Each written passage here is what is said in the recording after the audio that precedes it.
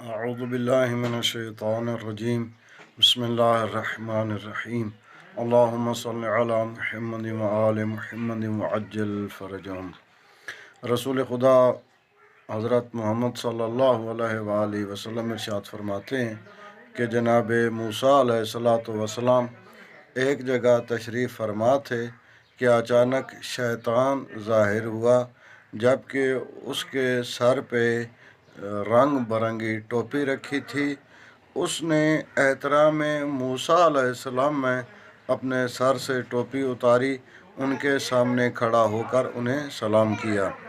اس کے بعد جناب موسیٰ علیہ السلام اور ابلیس کے درمیان گفتگو ہوئی۔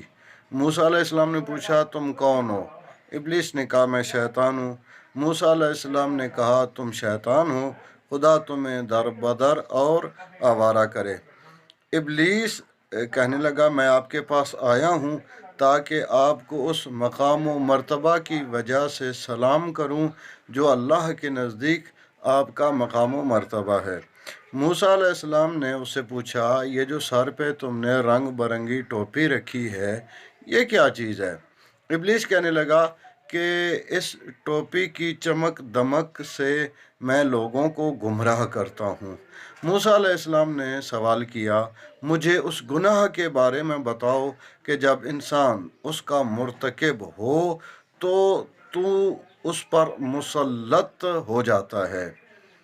ابلیس نے کہا، میں 3 مقامات پر انسان پر غلبہ پا لیتا ہوں۔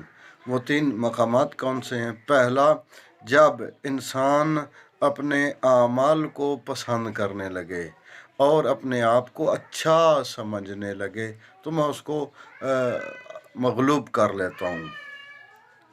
دوسرا، جب وہ اپنے عمل کو بہت زیادہ سمجھنے لگے۔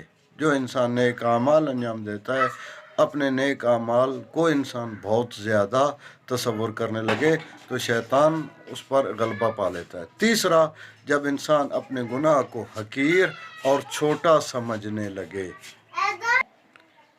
یعنی انسان اپنے گناہ کو کمتر سمجھے، اپنے گناہ کو حقیر اور چھوٹا سمجھے تو شیطان انسان پر غلبہ پا لیتا ہے۔ اللہ تعالی ہم سب لوگوں کو ایسے برے اعمال سے بچنے کی توفیق عطا فرمائے۔